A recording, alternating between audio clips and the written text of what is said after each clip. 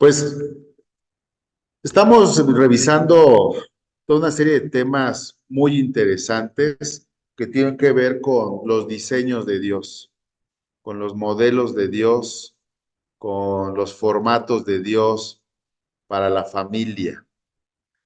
Y se ha entendido que conforme la misma sociedad sufre las consecuencias de familias que van perdiendo el modelo, las formas, van perdiendo eh, esa visión que Dios tiene para que a través de las familias haya bendición, ¿verdad? De hecho, cuando la Biblia dice que eh, somos la luz de la tierra, la luz del mundo y la sal de la tierra, si lo analizamos con mayor detalle, vamos a entender que se hablan de familias, se hablan de tu familia, de cómo proyecta la gloria de Dios, de cómo proyecta el orden divino y la prosperidad de Dios en ti. Pero, Hermano Rodo, fíjese que platicando de lo que platicamos hace 8 días, ajá, me quedé pensando mucho cómo sí, poder yo entender o cómo poder experimentar esto de la familia o algunas otras cosas, ¿no? No solamente la familia, sino algunas otras cosas, si no lo hemos vivido y a lo mejor nunca lo vamos a vivir. Entonces, queremos creer, sí, sí creemos, pero no lo he vivido. Y como no lo he vivido, ¿cómo lo voy a poder expresar o cómo voy a podérselo dar a otras personas si yo mismo no lo he experimentado? Como comentó, no solamente la familia, sino todos los modelos que tiene Dios, no simplemente el modelo de la mujer, cómo debe de ser. Y resulta pues que, ¿cómo puedo decirlo si ya ahora ya es diferente? sí, nosotros tenemos una lucha diaria. Primero hay que entender esto. Estamos en una lucha, en una batalla, Vero, los que me escuchan todos los días. Una batalla cruenta, una batalla agresiva, violenta. Esa es la realidad. Donde el mundo nos... Vamos a poner nada más dos grandes referencias. El mundo y Dios, o más bien el mundo y el reino de los cielos. Dice, fíjate este pasaje que, que se me viene a la mente y que Dios pone en las escrituras para nosotros. Y dice la palabra de Dios que no nos amoldemos al mundo, no nos amoldemos al mundo, sino que seamos renovados en el espíritu de nuestro entendimiento. Pongan mucha atención en este pasaje y ahorita les voy a decir dónde está. Dice, renovaos en el espíritu de vuestra mente. Efesios 4:23. Por favor, abran Efesios 4 y váyanse al 20, al 22, por ahí debe estar. Fíjense, ok, desde el 17, desde el 17, Vero, por favor, todos abran su Biblia en Efesios 4:17. Tú, Vero, por favor, léelo. Ay, un segundito, no lo encuentro. A ver, te esperamos. Efesios 4:17. Quiero que veamos esto como, puede ser que lo veamos como una sugerencia, pero no. Vamos a verlo como una orden, una orden. Vamos a ver esto como una orden. A ver cómo lo entendemos. ¿Ya lo tienes, Vero? Es Efesios 4:17, ¿verdad? 4:17, sí. Ok, a ver. Efesios 4, Que 17. no tenía mi Biblia a la mano No te preocupes. y luego aparte no lo encuentro. Bueno, tú velo. Hebreos, Voy Timoteo, Corintios, Hechos, Lo San voy a Juan. leer personalizándolo hacia tu persona, Vero. Pero también te Ujú. voy a personalizar a Carmen, a Norma y a todos los que están ya presentes. Y dice, fíjense nada más, Ya lo esto, encontré. a ver, entonces léelo. Efesios 4:17. Ajá.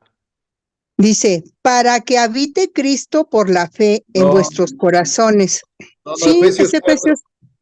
No, Ah, Efesios 4, 4. 4, ya, perdón, ya. 4:17, Efesios ya. 4, Estaba en el 17. 3. La nueva vida en Cristo. Esto Ok. pues digo y requiero en el Señor, que ya no Ajá. andéis como los otros gentiles, que andan en la vanidad de su mente, teniendo Sí. el entendimiento entebrecido, ajenos de la vida de Dios, por la ignorancia que en ellos hay, por la dureza de su corazón, Sí. los cuales, después que perdieron toda sensibilidad, se entregaron a la lascivia para cometer con avidez toda clase de impurezas. Ajá. Mas vosotros no habéis aprendido hacia Cristo. Si en verdad le habéis oído y habéis sido por él enseñados, conforme a la verdad que está en Jesús, en cuanto a Ajá. la pasada manera de vivir, despójense del viejo hombre que está Sí. viciado conforme a los deseos engañosos y renuévense en el espíritu de su mente y vestidos del nuevo hombre, creado según Dios en la justicia y santidad de la verdad. A ver, hasta ahí.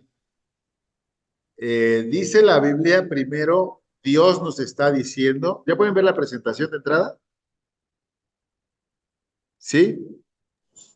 Sí, Allá, ¿ya? Ok. Bueno, vamos a empezar y vamos a empezar con este pasaje que acaba de leer Vero, pero ya lo vamos a ir ligando al tema de hoy, ¿vale? Pero déjenme orar. Señor, ponemos este tema en tus manos, mi Dios. Requerimos tu ayuda. Amado, guía mis palabras y abre nuestro entendimiento para recibir tu palabra como tú quieres que la recibamos en lo más profundo de nuestro corazón. Permítenos, Señor, estar atentos y que podamos conectar con tu voz, amado mío, en esta tarde, en el nombre de Jesús. Amén. Muy bien, pues esta tarde eh, vamos a atender un tema muy importante que es el tema de familia espiritual. Y el objetivo es que vamos a aprender hábitos espirituales en la familia para vivir en victoria. Antes de iniciar, valdría la pena señalar que en Efesios 4:17 nos dice la Biblia, nos dice Dios a través de la Biblia, que ya no andemos como los otros gentiles, que andan en la vanidad de su mente. Es decir, que nosotros estamos llamados a vivir de una forma diferente a aquellas personas que no conocen de Dios, que no están aprendiendo su palabra, que no están aprendiendo sus modelos, que no están aprendiendo sus diseños, que no están aprendiendo los designios de su voluntad. Y a todas estas personas que viven con modelos, diseños y esquemas que no provienen de la palabra de Dios, simplemente se les llama esquemas vanos. Fíjense, vanos. De ahí viene vanidad. Es decir, que esos esquemas, que esos modelos, que esos diseños no producen nada. Son vanos. Es vanidad. Muchas de estas personas, aun cuando defiendan esos esquemas, Dios nos dice que andan en la vanidad de su mente, en el entendido de que esos esquemas no van a producir un fruto, no van a producir un cambio. Es lo primero que nos dice Efesios 4:17. a diferencia de los modelos y de los diseños de Dios, que prometen fruto, que prometen cambios, que prometen bendición. Eso para empezar. Si nosotros seguimos leyendo Efesios 4:17, no solamente dice que estos gentiles andan en la vanidad de su mente, en el 18 dice que tienen el entendimiento entenebrecido, entendimiento. Fíjense, ajenos de la vida de Dios.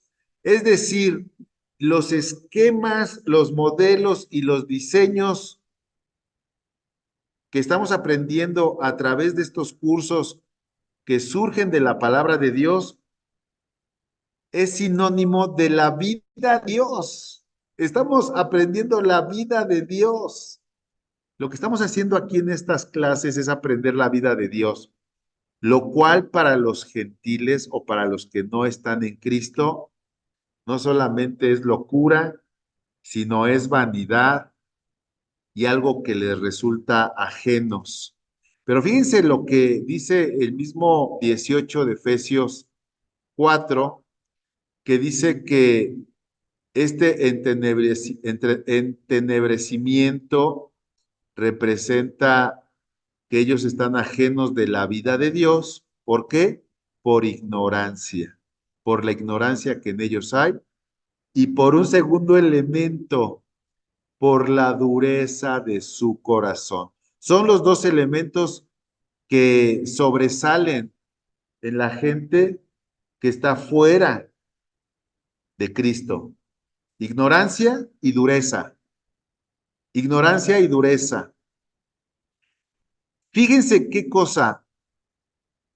Todas las personas que vivieron o viven su vida a su manera, sin tener en cuenta a Dios, sin tener en cuenta a Dios, viven en ignorancia y con un corazón endurecido.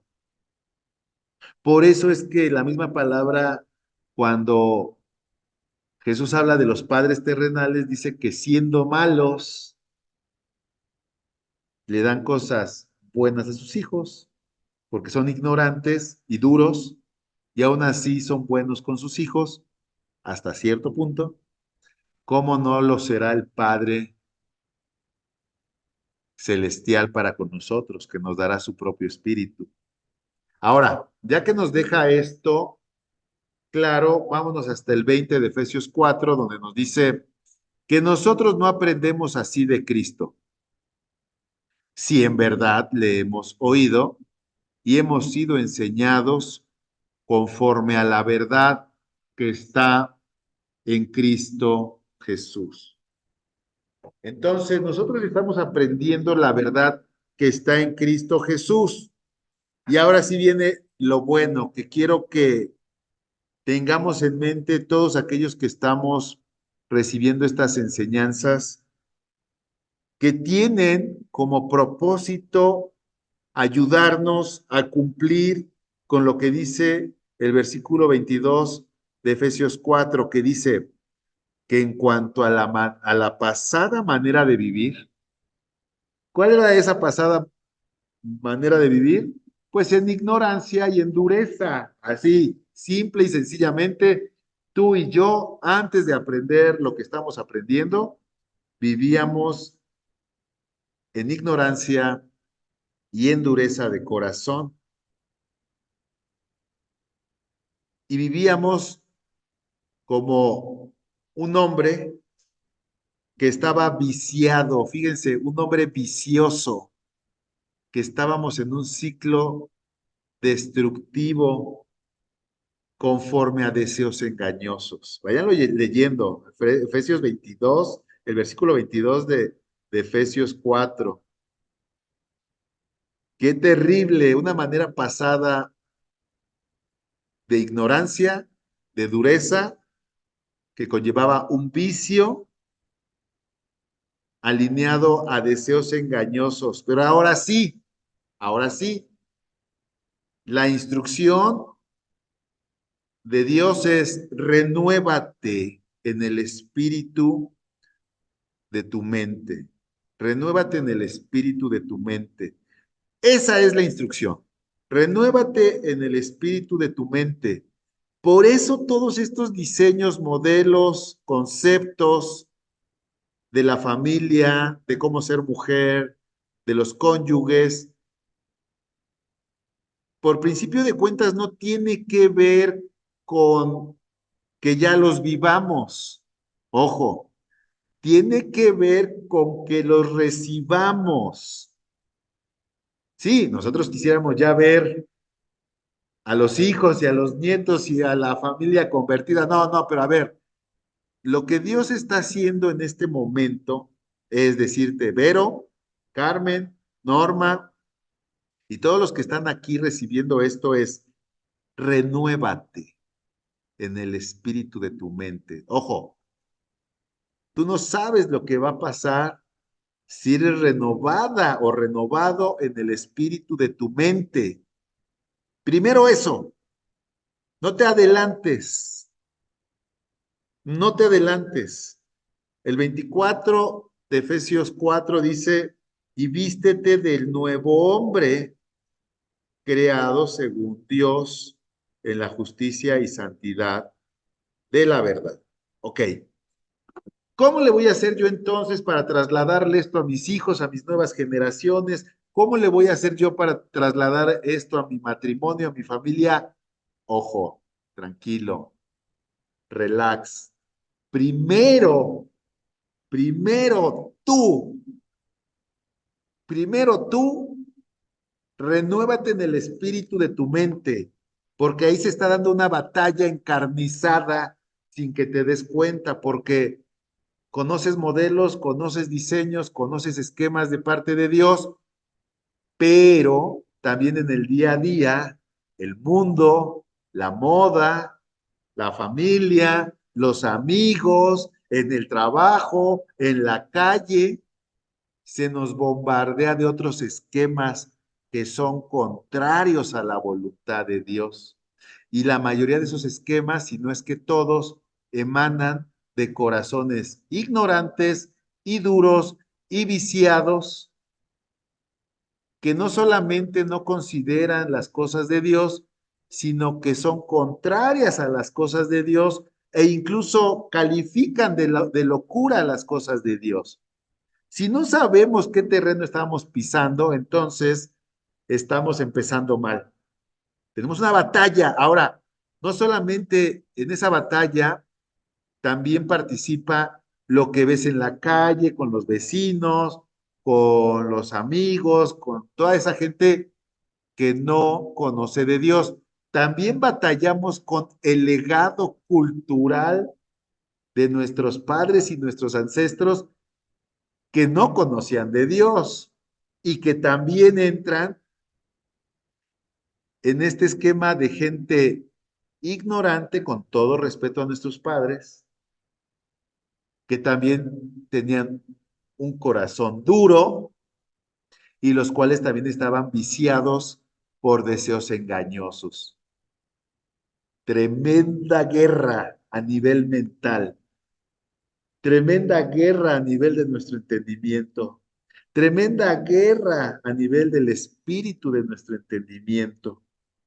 Es ahí donde opera la fe. Fíjense a dónde nos ha llevado Dios. Hace un par de horas antes en el camino acá a la iglesia, nos paramos a comer en un puesto de comida y volteé a la esquina y tenían ay, yo lo que sé es que es un santo que le llaman el Charbel, un Charbel. Es un hombre con una sotana negra, en un cuadro así en lo más alto del restaurante. Y si yo le preguntara a esos vendedores de comida para ellos cuál es la fe o por qué pusieron a ese Charbel ahí, te aseguro, sin lugar a dudas, que ellos le atribuyen un favor a ese cuadro y ellos tienen mucha fe en que al poner ese Charbel así en lo alto va a haber ventas y va a haber bendición y va a haber prosperidad. Esa no es la fe que nosotros estamos aprendiendo. La fe que nosotros desarrollamos es una fe que viene por el oír, y el oír la palabra de Dios, y la palabra de Dios nos da los esquemas de lo que un hombre debe ser, de lo que una pareja debe ser y de lo que una familia debe ser. Y al final, cuando tú terminas de oír esos esquemas, eres retado o retada a creer que esa es la verdad y que esa verdad es la única que Dios va a respaldar. Y si es así, es la única que va a fructificar y va a dar bendición y prosperidad. Y si tú lo crees de verdad, si tú pones tu fe en eso que estás escuchando, vas a hacer todo lo que tengas que hacer por alcanzar esa verdad. Vas a cambiar, a renunciar, vas a luchar, ser violento con aquellos elementos que quieren decirte otra cosa, pero ojo, de forma personal, creyendo que si logras avanzar en ti mismo o en ti misma, entonces sí vas a poder, después de eso, impactar o ser de influencia a tu familia, pero yo lo que he visto es que ese impacto y esa influencia no solamente se queda en tu familia, sino que puede ser mucho más extensa de lo que nos podemos imaginar. Por eso la lucha es encarnizada, es tremenda. ¿Cómo le vamos a trasladar estos elementos a nuestros hijos, a nuestra familia?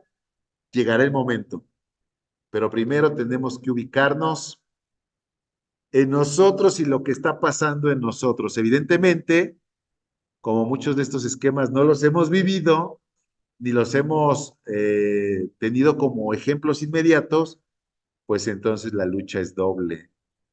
Por eso tenemos que tener mayor atención. Pero en todos los casos, no puede aplicar sino este pasaje donde la misma palabra nos dice que Jesús señala que si no tomamos nuestra cruz y le seguimos, no podemos ser sus discípulos. Y miren, si tú estudias qué significaba tomar la cruz a los prisioneros de aquella época para crucificarlos, les hacían cargar su cruz, como al mismo Señor Jesucristo.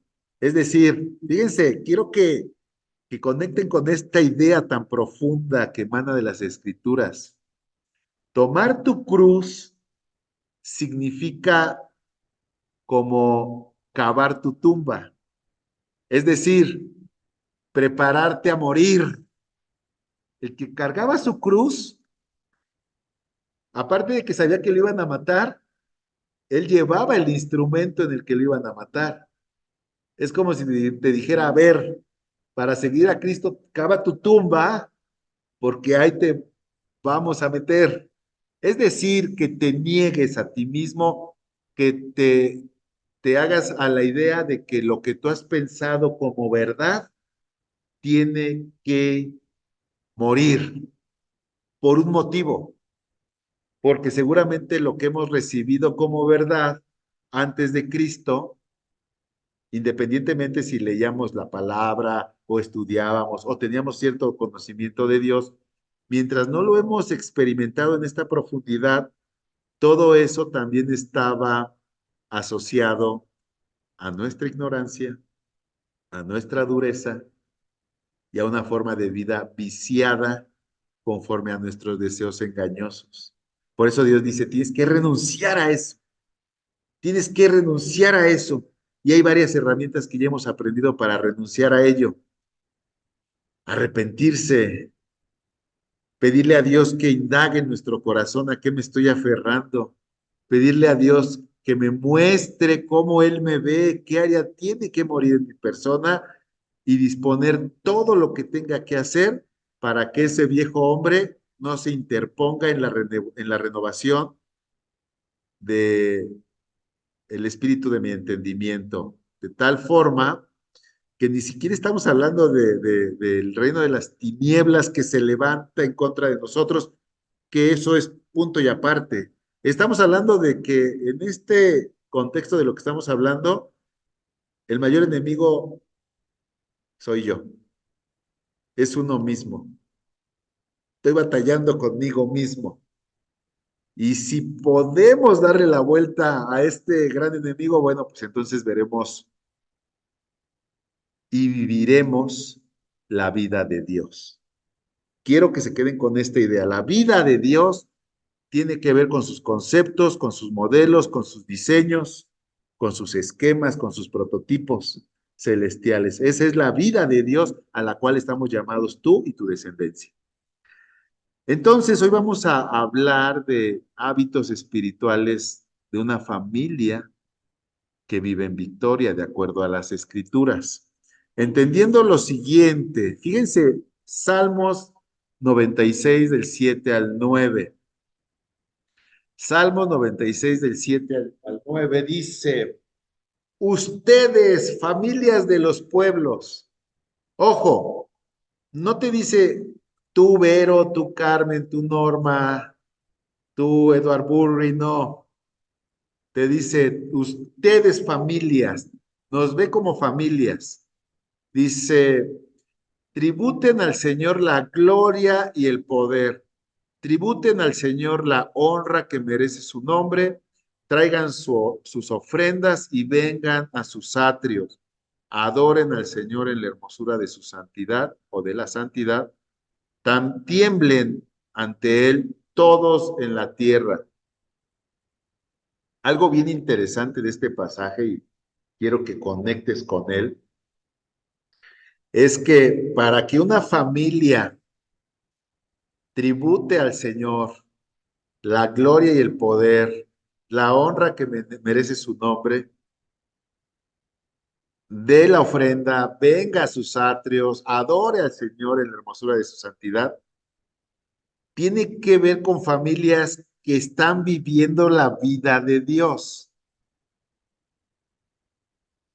Nadie que esté en ignorancia y en dureza de su corazón viciado conforme a los engañosos, eh, lo engañoso que es su carne, los deseos engañosos de su carne, haría esto que está aquí declarándonos la palabra de Dios.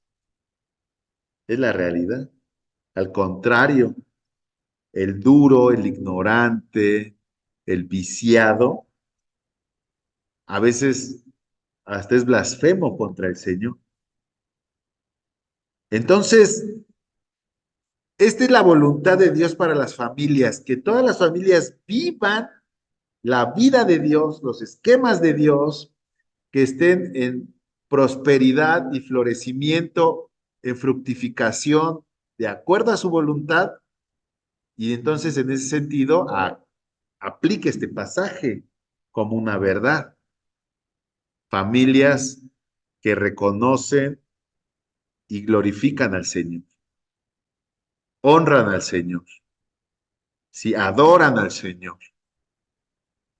Esa es la voluntad de Dios. Punto, se acabó el tema. Esa es la voluntad de Dios.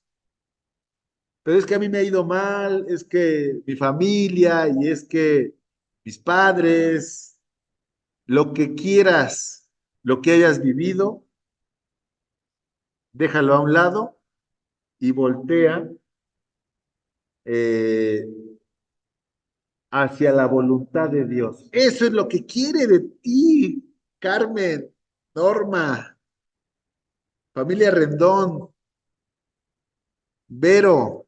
Esa es la voluntad de Dios y eso es lo primero que debes de creer. Ya, punto. No le agregues. Eso es lo que Él quiere de ti, de tu familia. Bueno, entonces ahora es parte del esquema que no solamente tú entres en esa forma de vida de Dios, sino que también a través de ti la bendición prometida a Abraham se siga extendiendo. Fíjate este pasaje, seguramente lo has oído, pero ahora quiero que lo leas con mayor atención. Génesis 12:3. Hay una bendición que fue declarada a, a Israel desde Abraham. Dice, bendeciré a los que te bendijeren y a los que te maldijeren, maldeciré. Fíjense, quiero que tengas en mente primeramente a Abraham. Dice, y serán benditas en ti todas las que, las familias. Otra vez, las familias. O sea, no hay vuelta de hoja. La voluntad de Dios para las familias de la tierra es que sean benditas. ¿Sí? Haciendo referencia, por eso te dije que pensaras en Abraham, porque Abraham, ¿cómo lo conocemos? ¿Cuál es el sobrenombre que se le conoce a Abraham? El padre de la fe, el padre de la fe, porque él fue el primero que fue retado por parte de Dios a creerle en una promesa que se iba a cumplir, aun cuando él también fue instruido a entregar en sacrificio a su hijo, y él le creyó. Fíjate otra vez, es esa fe de obediencia.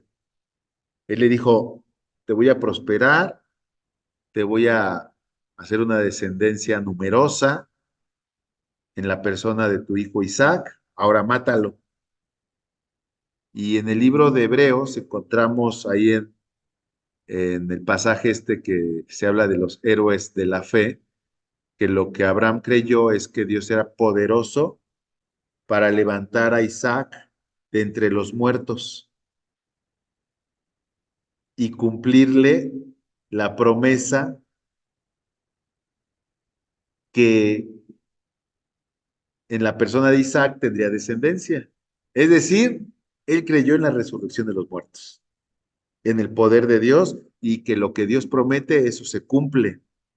Y luego ya más adelante encontramos esta bendición, que en esa fe de él habría bendición para las familias de la tierra en las cuales tú y yo estamos.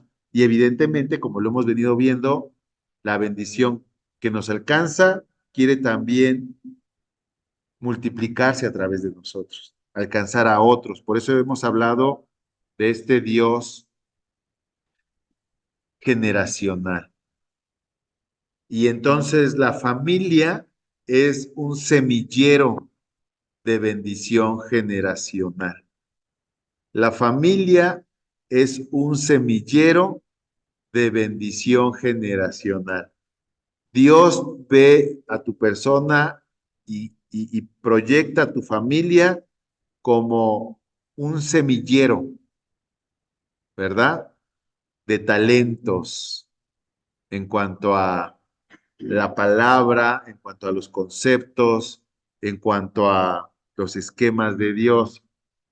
Quiero aquí hacer un paréntesis para recordarte que también, por otro lado, nos encontramos pasajes que nos hablan del fin de los tiempos, que no debemos de ignorar. No lo traigo aquí ese pasaje, pero se me viene al corazón ese pasaje que dice que al final de los tiempos muchos irán de aquí para allá, la ciencia se aumentará y el amor de muchos se enfriará. Ese es otro elemento que debemos tener en cuenta. O sea, las cosas no son fáciles. Hoy en día la ciencia aumenta y el corazón, el amor de muchos se enfría. Es la realidad. No es que cada día haya más apasionados por Cristo o que nuestros hijos y nuestras familiares se apasionen. No, al contrario. Pero entonces seguimos en esta lucha, en esta batalla. Pero Dios nos dice, nos va dando las instrucciones. Fíjate, Fíjate este pasaje de Deuteronomio 6, del 6 al 7, que dice, grábate en el corazón estas palabras que hoy te mando.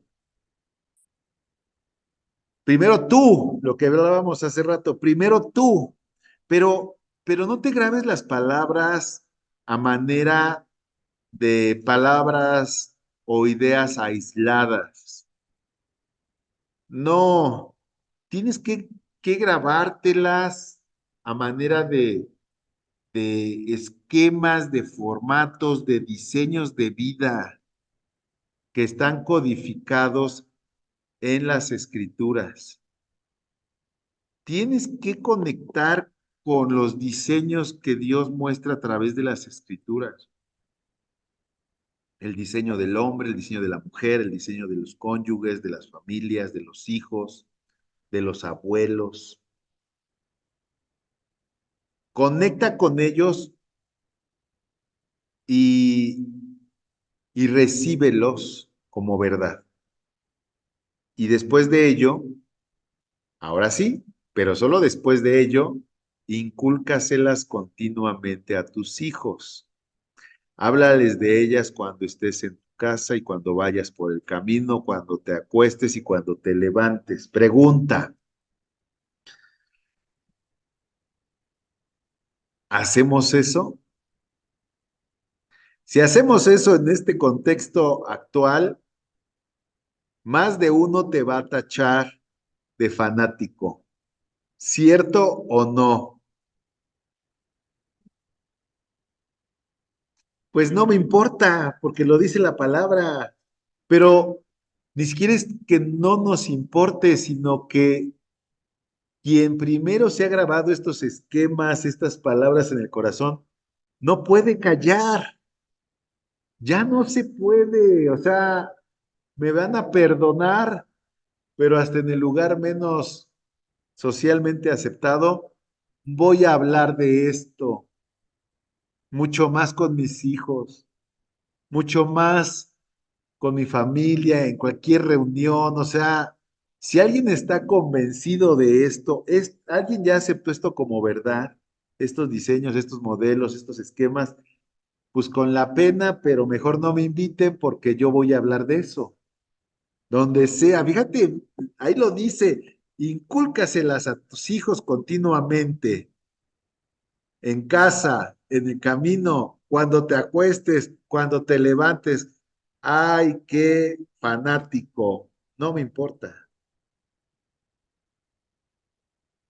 porque aunque me importara, repito, no lo puedo evitar, pero no pierdas de vista la primera oración. Grábate en el corazón estas palabras que hoy te mando. Grábate en el corazón estas palabras que hoy te mando. Renuévate en el espíritu de tu entendimiento con estas palabras. Ya no andes como los otros gentiles que viven conforme a la ignorancia de su mente, conforme a la dureza de su corazón, viciados por deseos engañosos de su propia humanidad. Grábate en el corazón estas palabras que hoy te mando. Y acabo de dejarles ver algo que es súper hermoso en las escrituras, que se llama armonía.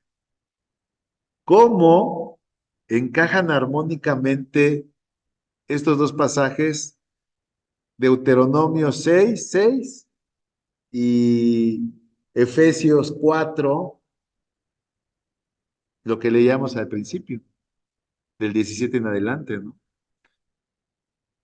Alguien que tiene el corazón endurecido, que es ignorante, que vive viciado, puede grabarse en el corazón estas palabras, pues su corazón está endurecido, repele la palabra del Señor. Entonces la palabra en su conjunto nos va dando los esquemas que debemos de ir recibiendo. Y bueno, pues cuando nosotros conectamos con esto como una verdad, entonces de forma natural estaremos ya inculcando esto a cuánta persona está a nuestro alrededor, principalmente a nuestros hijos. Eh, en esa semana nos enteramos de algo hermoso. En casa, nosotros estamos comprometidos con esta verdad. No hay otra verdad. Y con nuestros hijos es un tema recurrente. No somos perfectos, tenemos muchos errores, muchos, muchos más de los que tal vez adviertas o puedas ver en nosotros. Pero la palabra de Dios va avanzando y va abriéndose brecha. Esta semana nos platicaba nuestra hija que ya pone ella a orar a sus compañeros de primaria, quinto año de primaria, Olga, los pone a orar antes, en el recreo, antes de los alimentos, ¿no? Y nos decía que de repente que es muy extraño porque termina de orar, le dice a sus compañeritos, vamos a orar antes de comer.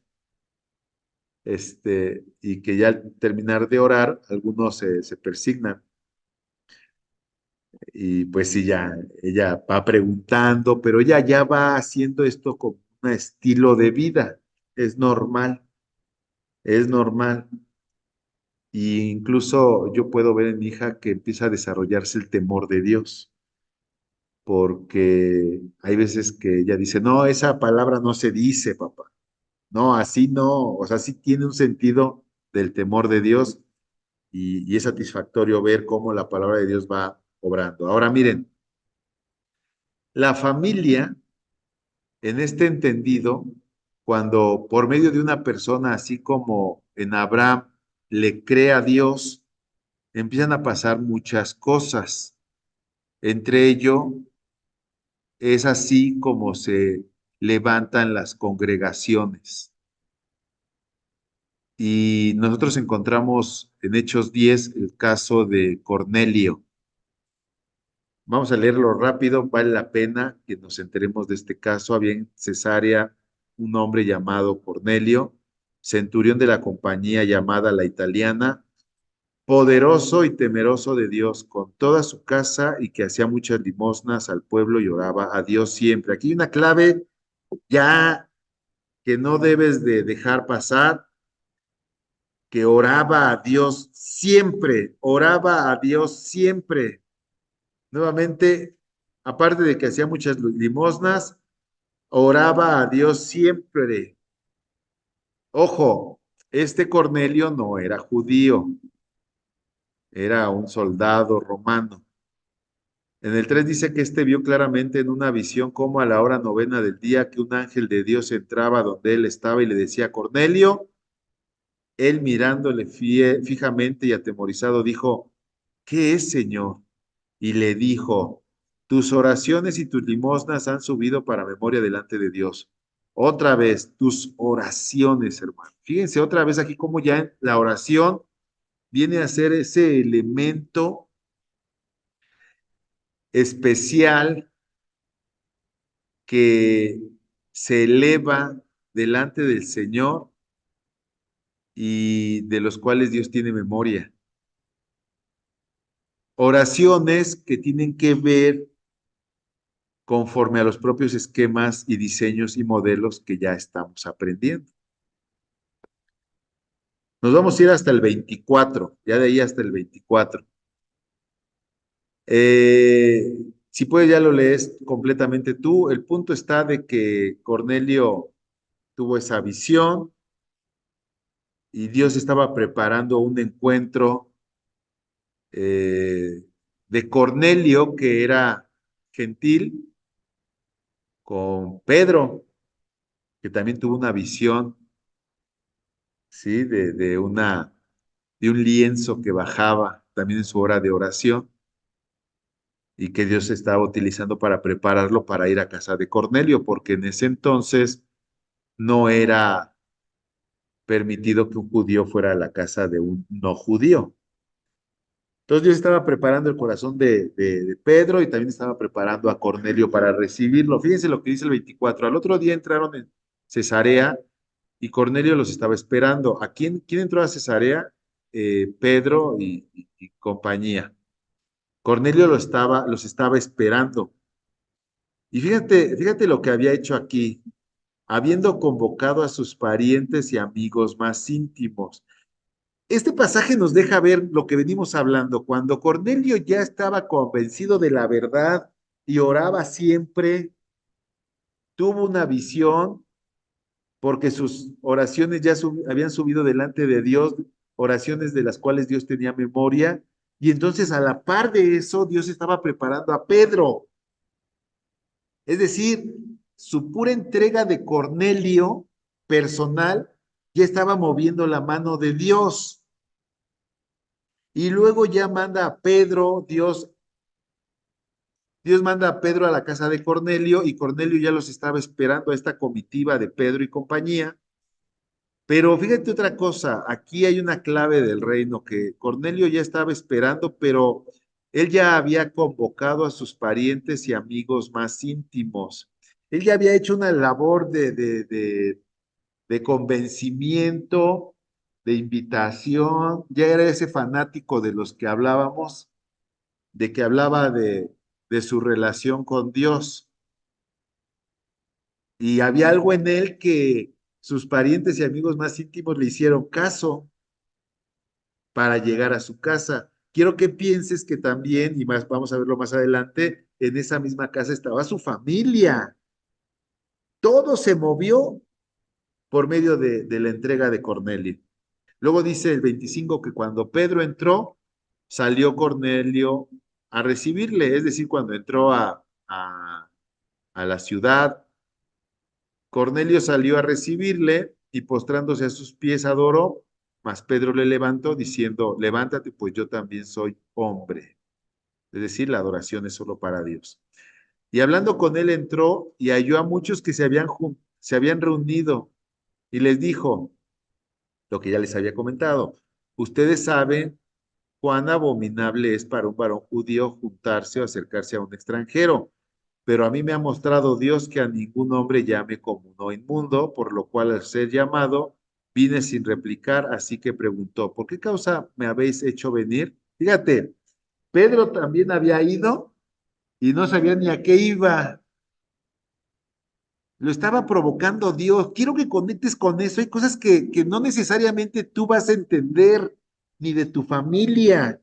Hay cosas que tú quieres tenerlas en tu control, que pasen como tú piensas, como tú imaginas. ¿Cómo voy? Les digo, ¿cómo voy? Los convenzo. No. Tu entrega, la renovación del espíritu de tu entendimiento, tu oración, tu fe, va a mover el brazo poderoso de Dios. Por eso dice la Biblia que el brazo de Dios no se ha acortado y Él va a mover las circunstancias, las condiciones en respuesta a tu fidelidad. Esa fidelidad de la que venimos hablando desde un principio. No lo podemos ver de otra forma, pues si Pedro va y le dice, ¿y para qué me hicieron venir? Y Cornelio, pues no, yo no te hice venir. Y entonces Cornelio le dijo, a ver, espérame.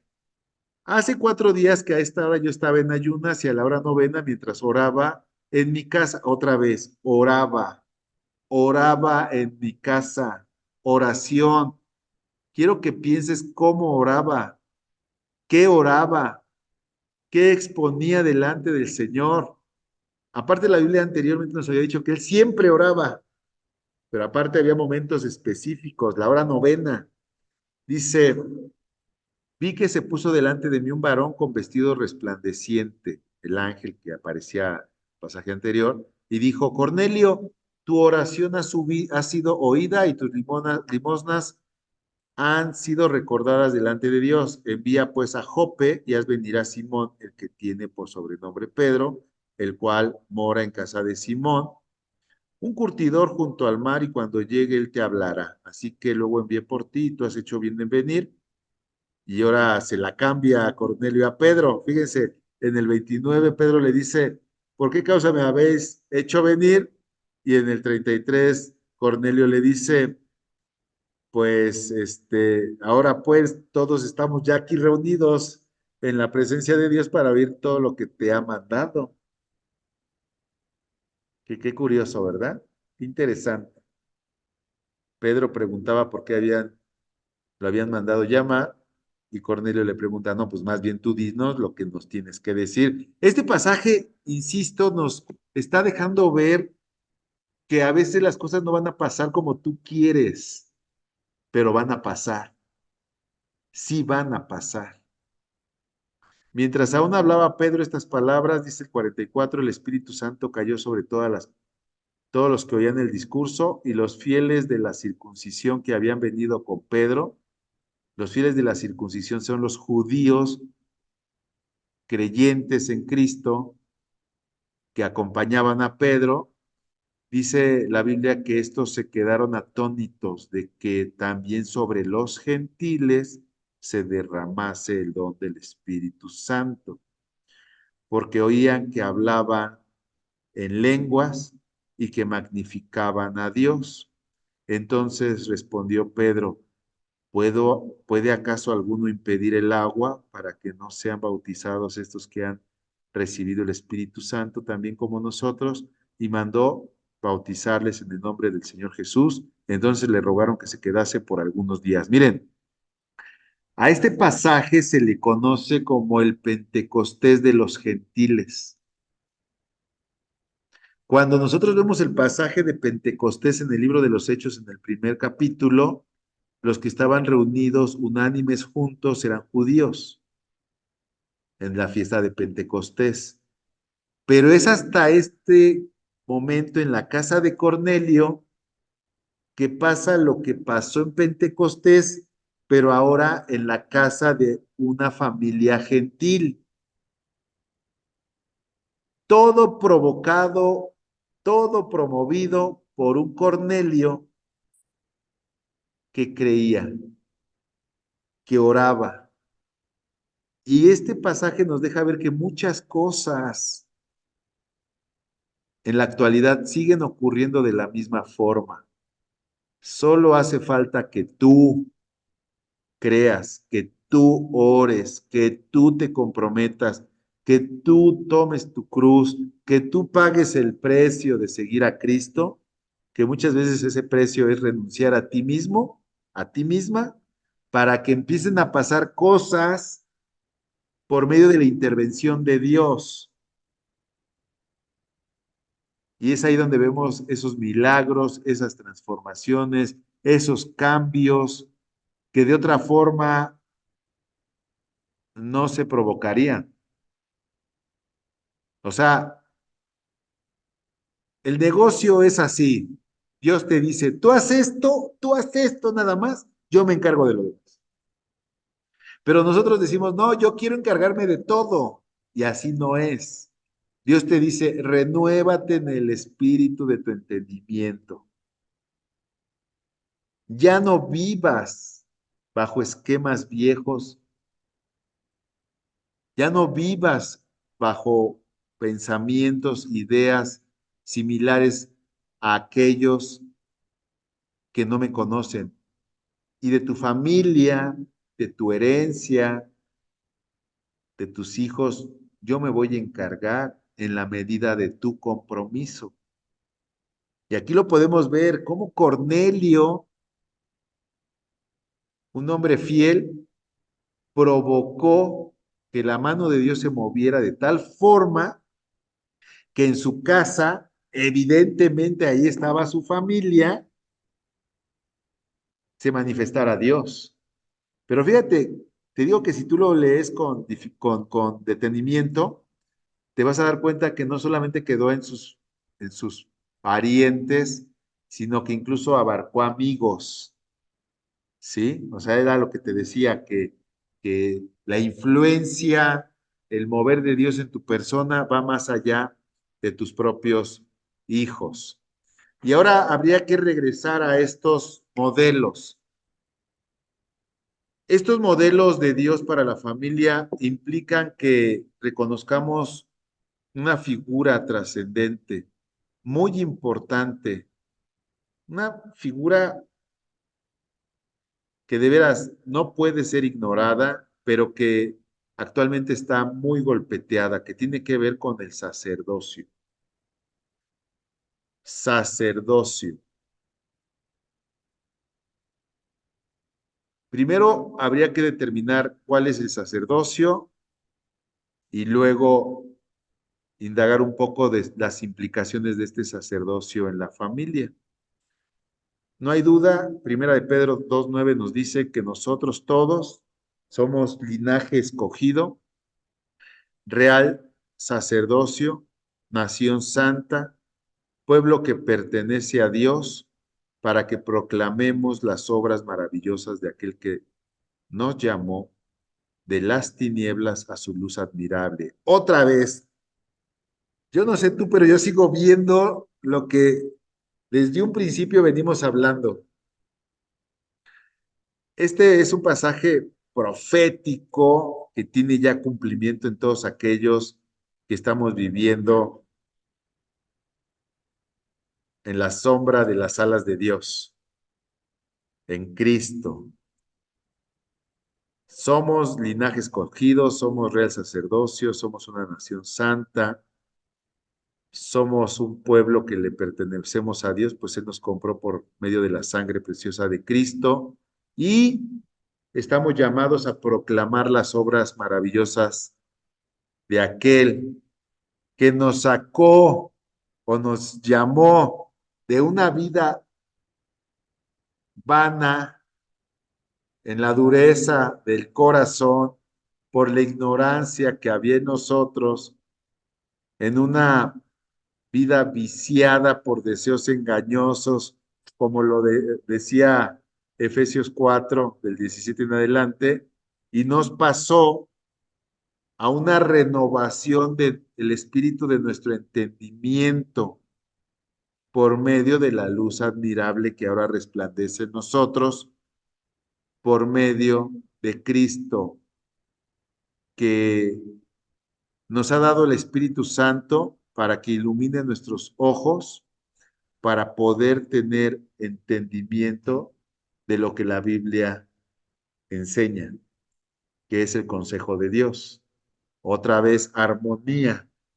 Fíjate, aquí ya es profético, aquí ya nos habla como si ya hubiéramos sido transitados de esa ignorancia y de esa dureza a la renovación de nuestro entendimiento. Sigue siendo lo mismo, pero bueno, cuando hablamos de un sacerdocio, hablamos de que ahora nosotros tenemos un llamado para poder interceder de frente a Dios para con nuestra familia.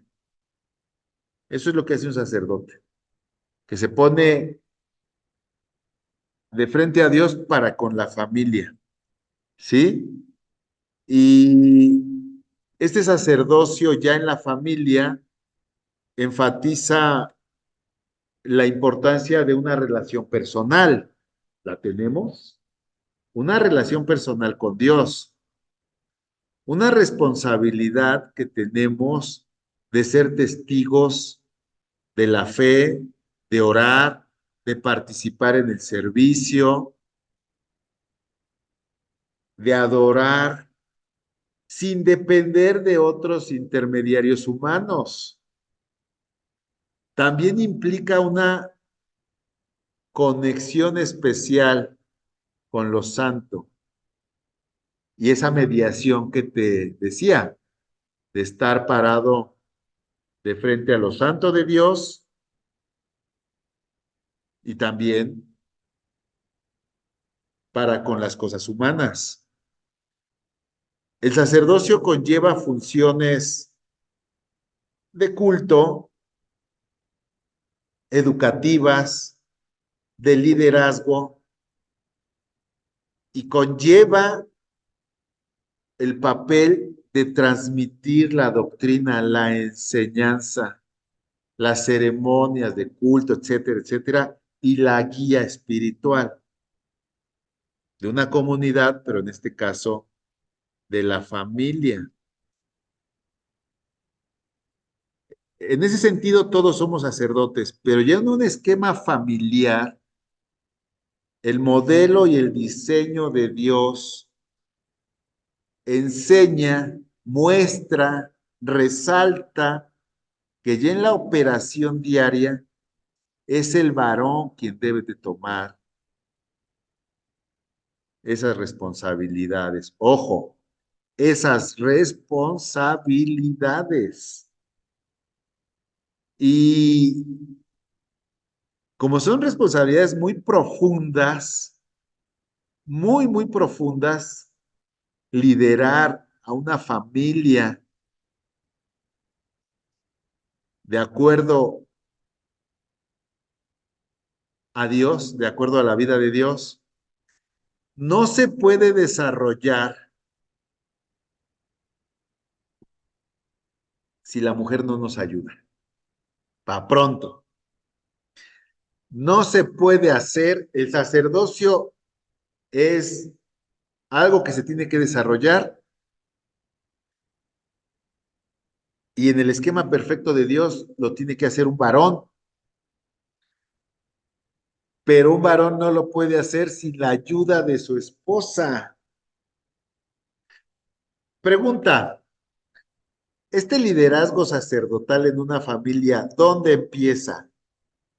¿En el varón o en la esposa? Mi hermana Carmen dice que en el varón, pero si no empieza en el varón es lo ideal, pero si no empieza en el varón, es la esposa la que debe de empujar al varón a tomar ese rol. Y fíjate otra cosa, incluso, y ya lo habíamos visto, parece que fue la clase pasada donde se hablaba, o hace dos, no recuerdo, que incluso si el varón es no creyente, pero la esposa es creyente, la esposa, su tarea, su objetivo es orar, buscar de Dios, tener una intimidad con Dios, pues para que Dios mueva su brazo y meta a ese varón donde tiene que estar. Así. El esquema del mundo no dice eso. El esquema del mundo dice, pues mejor divórciate, ¿no? Porque te salió malo el hombre. Pero la Biblia no dice eso. La Biblia dice que si el varón te salió malo, te entregues al Señor para que te lo cambie. Y si ya vimos que Cornelio, por medio de su fe, provocó el Pentecostés de los gentiles, entonces una mujer puede provocar que su hombre, su varón, entre y tome el rol de acuerdo al modelo de Dios. Ah, pero tampoco hay que ignorar lo siguiente. Puede ser, mis estimados hermanos y hermanas, que pase lo contrario. Y puede ser que una mujer, fíjense, les voy a decir algo, toma nota, este es secreto del reino. Puede ser que una mujer no solamente no provoque que su varón tome el liderazgo, la provisión, la responsabilidad educativa, la responsabilidad de la doctrina, sino que lo haga conchudo. Va a generar ruido esto que voy a decir, pero esto lo provoca una mujer que trabaja. Ojo, de ahí se desprende por qué la voluntad de Dios no es que una mujer trabaje fuera de casa, no, porque cuando una mujer trabaja fuera de casa, asume un rol proveedor que a los ojos de todos puede ser bueno, pero de frente a Dios no, porque no va a promover que su varón tome el lugar de sacerdote que provee lo físico, lo material y lo espiritual. Eso es algo que también nos va a chocar, porque si la sociedad dice que no, ¿verdad? Que incluso que ya el feminismo promueve que haya mujeres que no dependan del varón, que sean autosuficientes, que se quiten el yugo de la opresión de los hombres. Mundo, ignorancia, dureza, ni modo, lo que es. El esquema de Dios es que la mujer virtuosa, apúntenle ahí, está en Salmos o en Proverbios, ahorita lo voy a buscar, nos habla de cómo es una mujer virtuosa a los ojos de Dios. ¿Para qué? Para que al desarrollarse su virtud, el hombre tome el lugar que le corresponde como sacerdote. Proverbios 31 del 10 al 31. Elogio de la mujer virtuosa, ¿quién la hallará? El 10, porque su estima sobrepasa largamente a la de las piedras preciosas. El corazón de su marido está en ella confiado. Fíjense, y no carecerá de ganancias. Le da ella bien y no mal todos los días de su vida. Fíjense el 13. Busca lana y lino y con voluntad trabaja con sus manos. O sea, sí trabaja, pero no en el esquema que le corresponde al hombre. Es como nave de mercader, trae su pan de lejos, se levanta aún de noche y da comida a su familia y ración a sus criadas. Fíjense nada más, se levanta aún de noche y da comida a su familia. Se levanta aún de noche, es decir, lo hacen todo el día y aún de noche. ¿Cómo puede cumplirse esto en una mujer que se va a las 6, 7, 8 de la mañana y no regresa sino hasta en la noche, también fastidiada de todo lo que tuvo que vivir? Ya no aplica, mis hermanos. Considera la heredad, fíjate, eh, da ración, da ración a sus criadas, considera la heredad y la compra, planta viña del fruto de sus manos. Considera la heredad y la compra, y planta viña del fruto de sus manos, ciñe de fuerza sus lomos y esfuerza sus brazos, ve que van bien sus negocios, su lámpara no se apaga de noche, aplica su mano al uso y su mano al uso y sus manos a la rueca. Estos elementos para tejer, alarga su mano al pobre y extiende sus manos al menesteroso. No tiene temor de la nieve por su familia, porque toda su familia está vestida de ropas dobles. Ella hace tapices de lino fino y púrpura es su vestido. Ah, y ahora sí, su marido es conocido en las puertas cuando se sienta con los ancianos de la tierra. Hace telas, las vende, da cintas al mercader. Bueno, ya leanlo ustedes. El 28.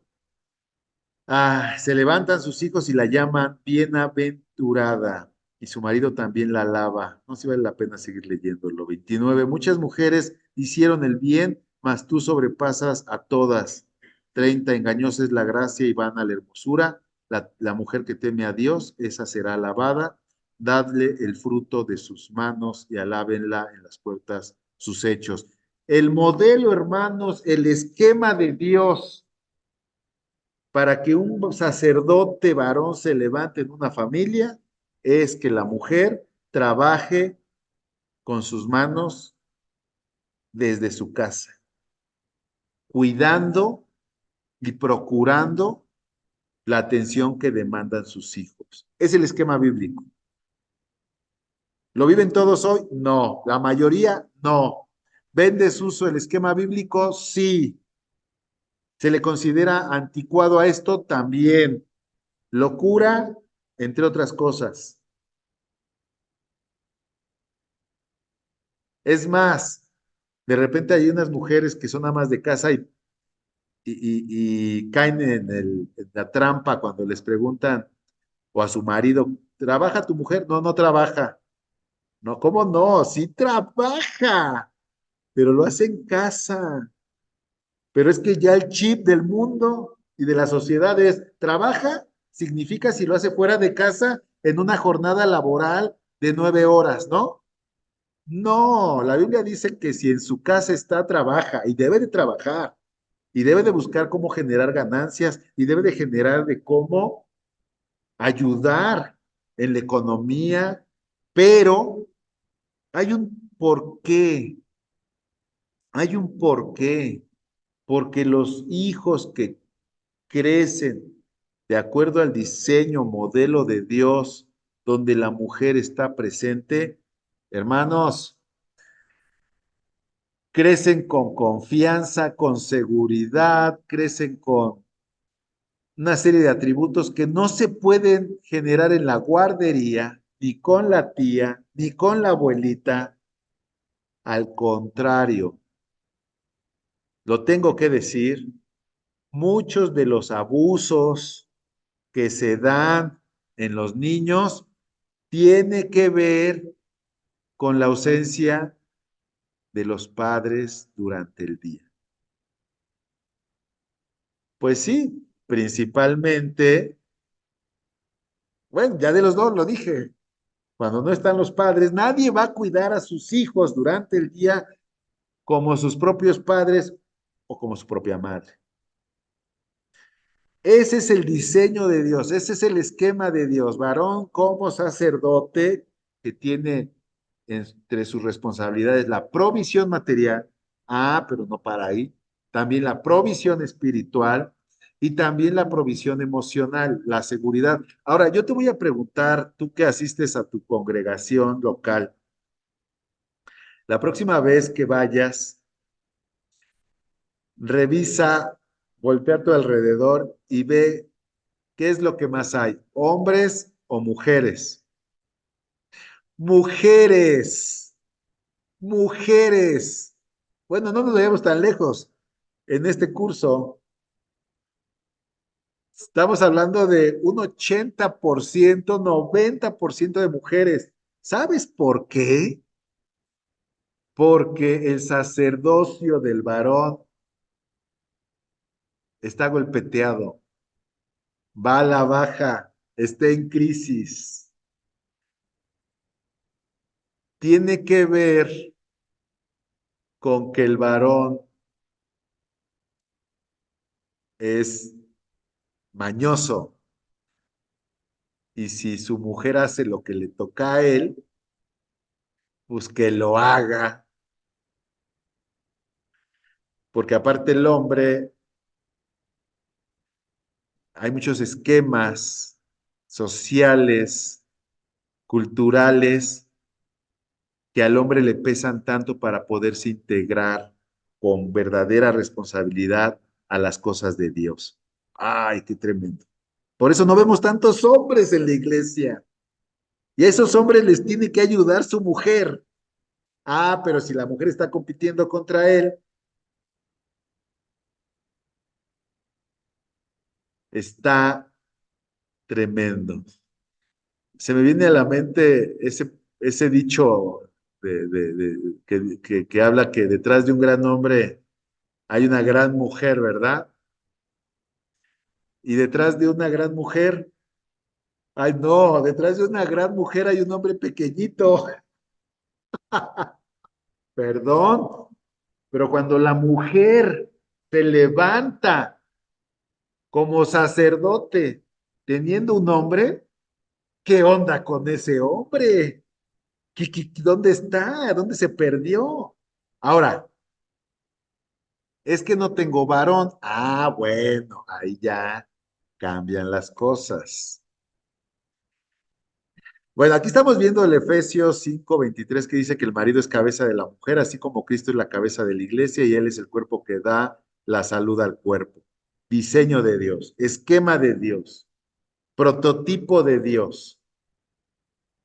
Y este sacerdocio, ya cuando lo vemos a la luz de este pasaje, habla de un amor sacrificial, de un hombre que se sacrifica y se entrega por su esposa, ajá, como una guía espiritual y un sacerdote en todo el contexto familiar. Déjame decirte una cosa, amada hermana, este diseño es el que le va a promover plenitud, verdadera plenitud y bendición a cualquier mujer.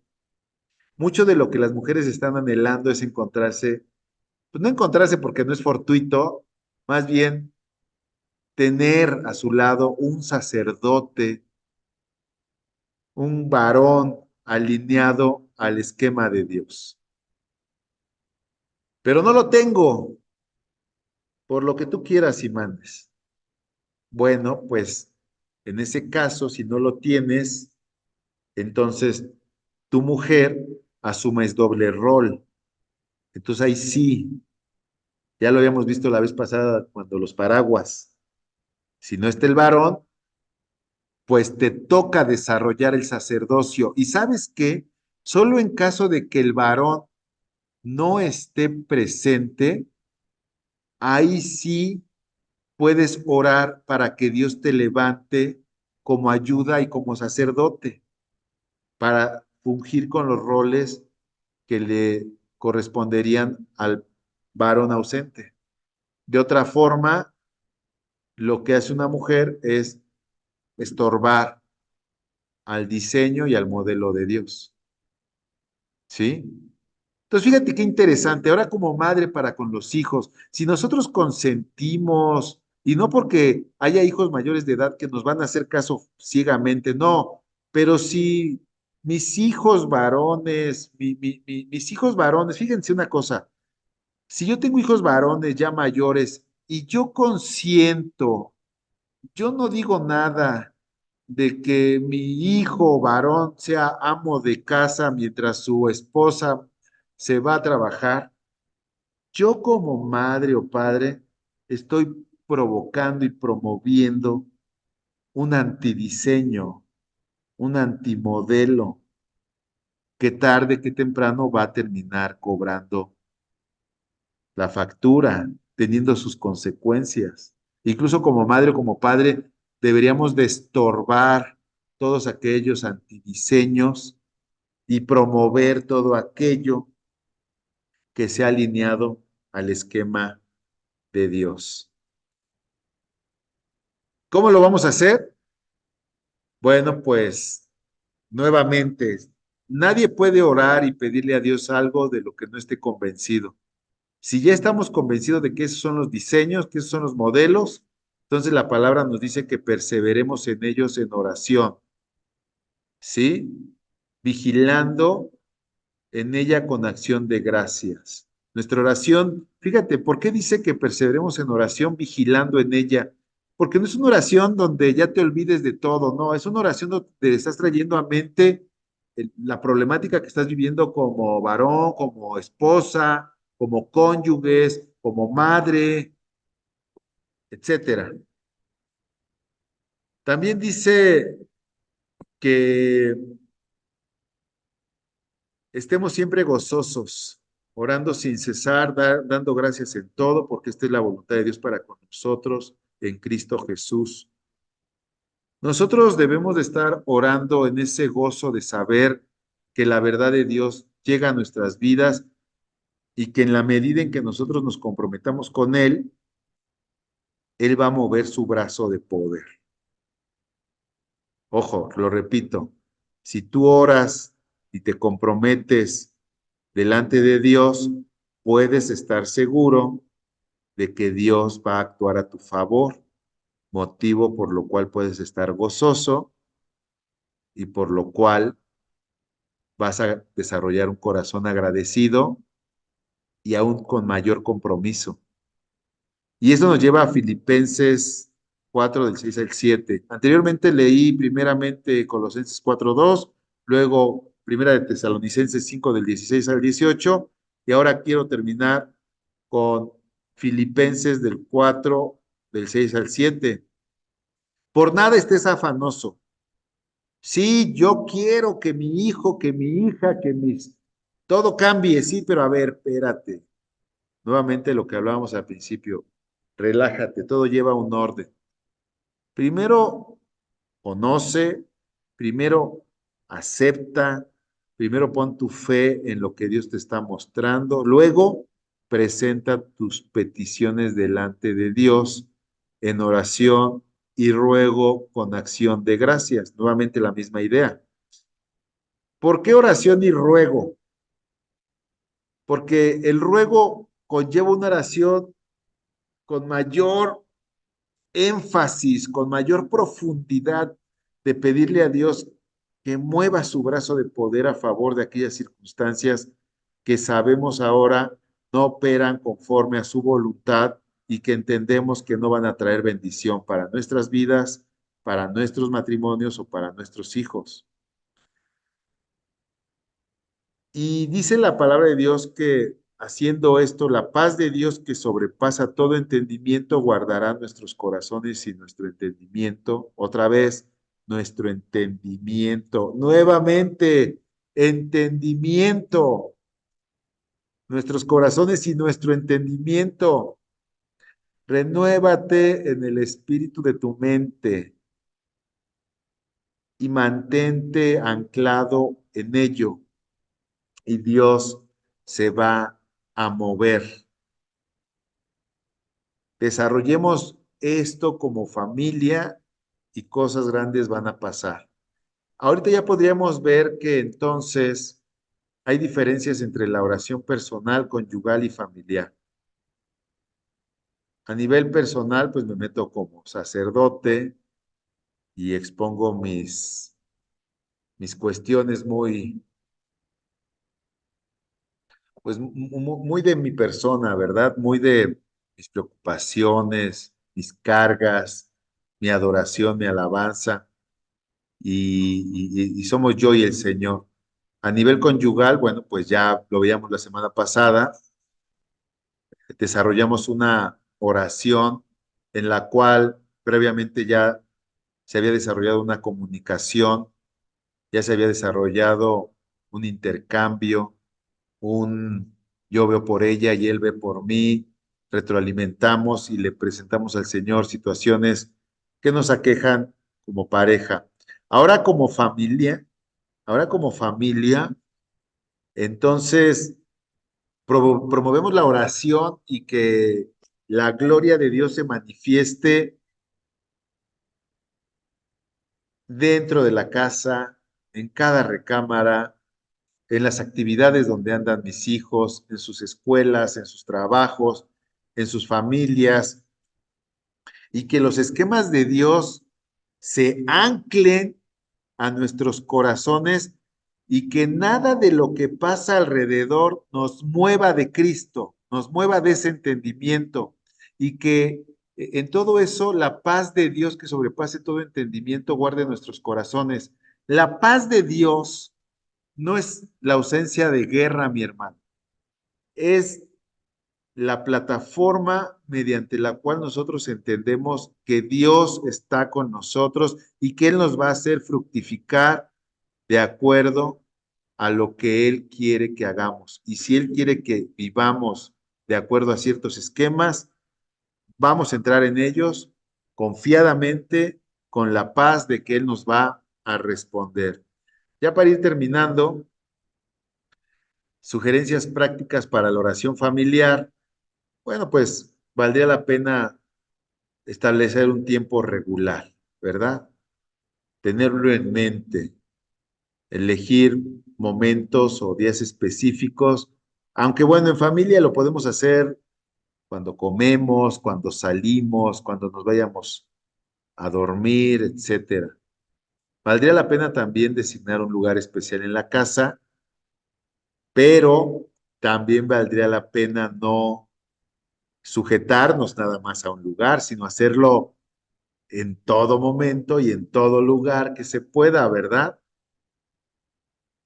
Eh, Nuevamente, orar por necesidades específicas y esto nos conlleva, pues, a conocer a nuestros hijos, darles la confianza para que nos expongan sus inquietudes. Este tema lo platicábamos en la semana mi esposa y yo, de cómo a veces como padres también se les cierran los canales de comunicación a los hijos y eso es muy peligroso porque si el hijo no te expone sus inquietudes, y estoy hablando de hijos pequeños, pero también ya de hijos mayores que si nos ven demasiado religiosos, pues van a decir, no, ¿y para qué le platico, no? Entonces buscar que hayan esquemas donde verdaderamente sepamos qué está pasando el hijo, la hija, para que con esas necesidades también oremos de frente a Dios en familia. Eh, que eso nos lleva a lo siguiente, ¿no? Fomentar la apertura y la honestidad en la oración, incorporando pues también lecturas bíblicas. La honestidad en la oración tiene que ver con que a veces también somos muy cuadrados en esos esquemas de oración y deberíamos de tener eso en mente, de promover la frescura, que oren como puedan, en el orden que les surja, con palabras que no sean necesariamente las correctas a nuestros ojos, ¿verdad? Que se tenga esa confianza, que la oración como diálogo sea algo que fluya de forma natural. Y evidentemente, pues, integrar las lecturas bíblicas como parte del tiempo de oración. Tiene que ver esto también con lo que leíamos al principio, de lo que leemos, transmitirlo de una u otra forma en la mañana, en la noche, en el día, hablar de la palabra. Y bueno, pues para transmitirla, pues lo que leíamos de Deuteronomio, pues primero tenemos que empaparnos de ellas. Eh, Permitir que diferentes miembros de la familia lideren la oración en diferentes ocasiones. Creo que esto es importante porque no podemos centralizar que la oración siempre lo haga el papá o la mamá, sino que haya un liderazgo donde todos participen. A veces va a haber oraciones muy cortas, muy breves, muy simples, no importa, pero que haya esa confianza de saber que Dios oye a todos, ¿no? Y bueno, pues se tiene que buscar momentos donde como familia nos gocemos en gratitud por respuestas de Dios. Yo les comentaba que esta semana se acabó el proceso de adopción de Luca, ya no hay más documento que llenar, no hay nada más que hacer, más que obviamente criarlo y cuidarlo. Pero el jueves fue el jueves que fuimos a la última reunión, pues le dijimos a Olga, no vas a ir a la escuela hoy porque es un día especial y nos dimos un tiempo para orar, para agradecerle a Dios. Le explicamos a Olga la importancia eh, que conllevaba ese día, oramos y eso dio pauta a otra oración. Eso dio pauta a que se orara también por todos aquellos pequeñitos que aún no han sido dados en adopción.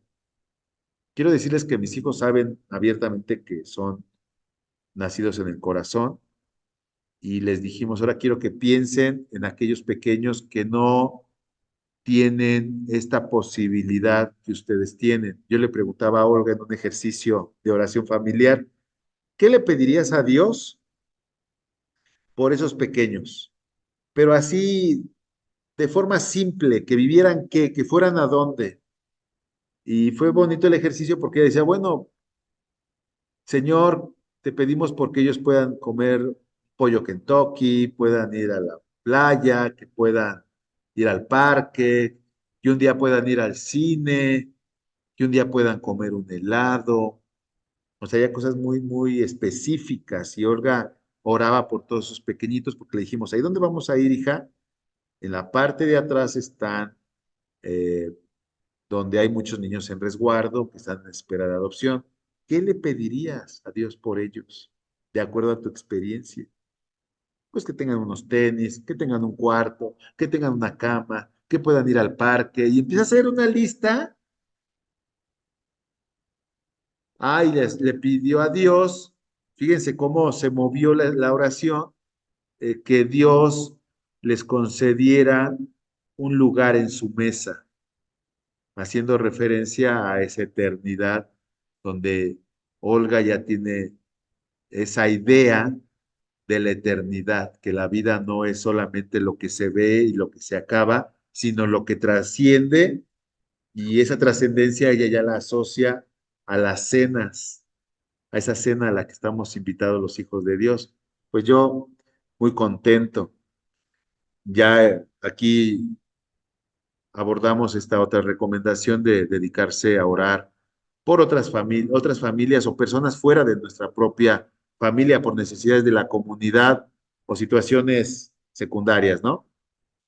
También orar por metas y desafíos, evidentemente como familia nuevamente, tener en cuenta metas y desafíos comunes conlleva una comunicación, conlleva tener esa retroalimentación de continuo y bueno, algo que todos hemos experimentado en la oración, no solamente en la personal, conyugal, sino familiar, tiene que ver con el acompañamiento de alabanza o adoración de esos momentos. Y finalmente, pues celebrar respuestas a oraciones tiene que ser algo de continuo. Cada que Dios te responda algo a nivel familiar, se debe de promover que sea motivo de oración. Elia, ¿querías comentar algo? También podría ser escribir en papelitos los integrantes de la familia de una intención para que las semanas Acá sugieren también que pues toda la comunicación que se da previo a las oraciones, pues se escriba en papeles para tener continuidad sobre esas necesidades. Aunque hay necesidades tan inmediatas que las traemos en la mente todos los días, ¿verdad? Pues a grandes rasgos esto tiene que ver con los esquemas de familia, una familia que liderada por un sacerdote con la ayuda idónea de su mujer, permiten que la unción de Dios caiga y se derrame en todos los miembros de la familia. Y hay un pasaje que ahorita se me viene a la mente que habla del monte Hermón. Fíjense cómo Dios dibuja este esquema en un pasaje en cuanto a su bendición. Es Salmo 133, 3. Salmo 133, 3. A ver si es ese. Fíjense cómo otra vez, nuevamente, armonía, estimados hermanos. Vámonos a ir al Salmo 33, 1. Desde el 1. Conecten con este pasaje. Este pasaje va a sellar todo lo que el diseño de Dios hoy nos mostró y las consecuencias que hay de vivir de acuerdo a este esquema. Nuevamente, primero renuévate en el entendimiento, en el espíritu de tu entendimiento, para que trabajemos lo que haya que trabajar para que este pasaje se cumpla en cada uno de nosotros. El Salmo 133 dice, vean qué bueno y agradable es que los hermanos vivan unidos. Es como el buen perfume que corre por la cabeza de los quién, del sacerdote, ¿no? O de los sacerdotes. A ver cómo dice la Reina Valera. Ah, ok. Qué bueno es y qué agradable es que los hermanos convivan en armonía. Familia. Es como el buen perfume que resbala por la cabeza de Aarón. Eso lo dice, la estoy leyendo en la Reina Valera contemporánea. Es como el buen perfume que resbala por la cabeza de Aarón, el sacerdote, y llega hasta su barba y hasta el borde de sus vestiduras. Es como el rocío del monte Hermón que cae sobre los montes de Sión. Allí el Señor ha decretado para su pueblo bendición y vida para siempre. ¿Ya vieron la figura del sacerdote?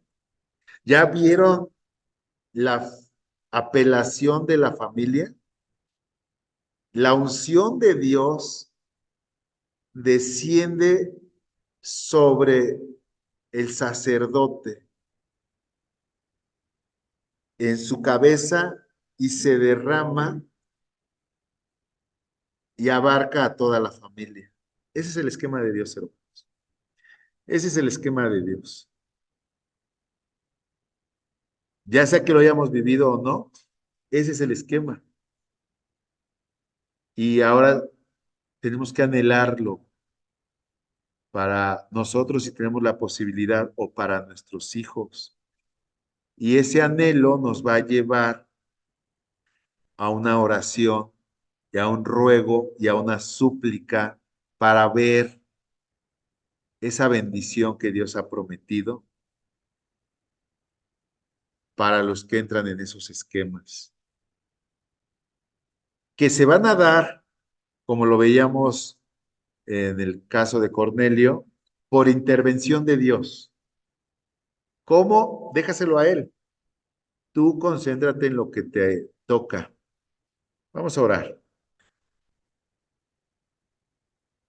Sí, ahí están las respuestas. Tú concéntrate en lo que te toca, tú métete en tu asignación y Dios se va a mover. Y eso es fe. ¿Puedes creer que Dios se va a mover en respuesta a tu compromiso, a tu renovación, a tu renuncia, a tu esquema? Yo sí lo creo. Y dice la palabra de Dios que te sea hecho conforme a tu fe. Padre, queremos darte gracias por este tiempo de enseñanza. Ciertamente tú nos renuevas, Dios. Tú nos confrontas con lo que habíamos creído y aceptado anteriormente. Y tú nos dejas ver un camino nuevo, Señor. Padre, yo en el nombre de Jesucristo, en su autoridad, en la autoridad de Jesús, declaro que todo argumento, toda idea, todo esquema que se levanta en las mentes de aquellos que están escuchando esto y que es contrario a tu verdad, es derribado por suelo, es hecho polvo. Señor, y yo declaro y creo en el nombre de Jesús que hay una renovación en el espíritu de la mente de cada uno de los que estamos aquí escuchando y que es nuestro corazón sensibilizado, porque tú lo has cambiado, Dios. Y ahora no tenemos un corazón de piedra, sino uno de carne que puede conectar con tu corazón, Señor. Y tenemos una mente que puede conectar con tu mente, porque es tu espíritu en nosotros que nos lleva a toda verdad. Señor, yo declaro en el nombre de Jesús que nuestras mentes y corazones son llevados a la obediencia a Cristo y que entendemos que tenemos una asignación en este plano terrenal de buscar primeramente ser cambiados y posteriormente, Señor, ver tu gloria, Padre. Creer que veremos tu gloria, creer que veremos tu brazo de poder, creer que veremos tus respuestas, que tú, Señor, cambiarás las circunstancias, cambiarás los elementos, cambiarás a las personas, cambiarás lo que tengas que cambiar para que nuestra familia, nuestra descendencia, nuestras generaciones sean benditas en la tierra y reflejen tu gloria, Señor. Yo lo creo, Padre, que todos aquellos que están recibiendo esto anhelan anhelan ver tu gloria en la transformación de sus familias, las cuales también reflejarán tu gloria y te darán honra, poder, alabanza y adoración como familias entendidas, como familias fortalecidas, como familias referentes del Dios tan grande que eres tú entre nosotros, que pelea por nosotros, que nos garantiza la victoria. Señor, y aun cuando nuestros ojos de carne no vean lo que tú estás haciendo o lo que tú harás, lo podemos ver en el Espíritu y te agradecemos, Señor. Gracias a ti. Bendito seas, Padre Celestial, por por la obra que tú iniciaste en nosotros y que vas perfeccionando día tras día hasta que Cristo vuelva o tú nos llames, oh Dios. Sé bendecido, sé glorificado. Te alabamos. Gracias, Padre, porque ¿a dónde más iremos si solamente tú tienes palabras de vida eterna? Bendecido seas. Gloria a ti, Señor, por siempre y para siempre. Gracias, Padre. Danos un espíritu de oración, un espíritu que te busque de continuo, un espíritu que vaya a ti en la intimidad y exponga aquellas cosas que hemos advertido tienen que ser cambiadas en nosotros, en nuestras familias, en nuestros vecinos, y que toda nuestra familia, Señor, sea como un solo hombre, caminando en un solo sentido, en una dirección, en la dirección de Cristo. Bendito seas, Señor, para tu gloria en Cristo Jesús. Amén.